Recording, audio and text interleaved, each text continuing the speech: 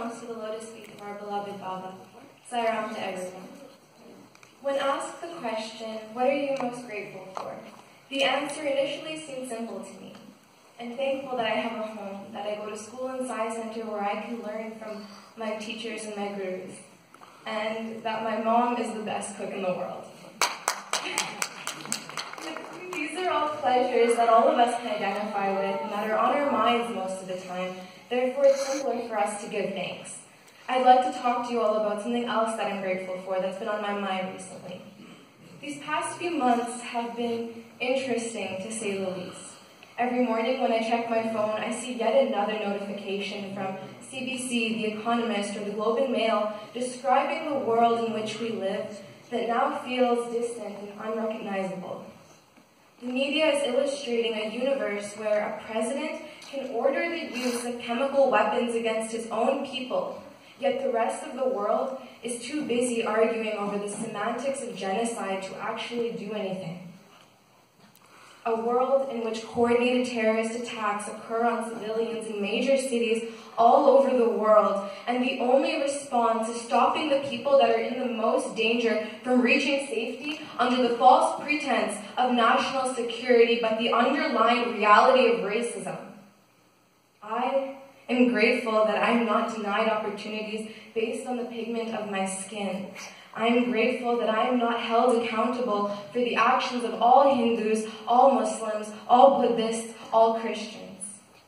I am grateful that I live in a country, much like Tagore described, where the mind is without fear and the head is held high. It reigns true when Swami says, have faith. Faith will grant you all that you need. And this is what I'm most grateful for. That faith will still persevere despite the circumstances. I have faith that our nation will learn from our neighbors down south, and I believe that our values of multiculturalism and acceptance will not put innocent people in an unfair, dangerous situation. Swami's teachings have shown me and given me the faith to believe that something good can come out of all of this chaos, and something has. Due to the inaccuracies that we hear from world leaders and the rampant fake news, becoming educated is now in our hands more than ever. Ignorance is never an excuse, and people are becoming more actively aware of current events. People are standing up for what is right and what they believe in. Marches, peaceful protests, these are all part of the new normal that we see in 2017. And I am in awe of how many people are willing to stand up for what is right and act on it. Whether that be through personal donations to organizations the government has cut funding from, or marching for the values you believe in. Baba has said, Dharma is the foundation for the welfare of humanity. It is the truth that is stable for all time. The universal truth of treating all people equally is one that will last forever, and I am grateful for all of the people that have proven that this will stand true. My reality consists of peace, truth, love, nonviolence, and right conduct. But I am painfully aware of the vastly different realities that my brothers and sisters all around the world are facing right now. We are told by Swami that love is the source, love is the path, and love is the goal.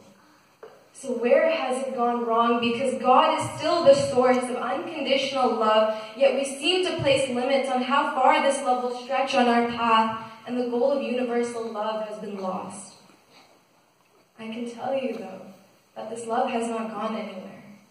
It is in the hearts of each and every one of us. As Sai devotees, I implore all of you to open your hearts and express that love that is in all of us. Standing up for what is right does not need to be a huge showcase. It stems from watching our words, our actions, our thoughts, our character, and our heart, and ensuring that our actions stem from love and end in the goal of love.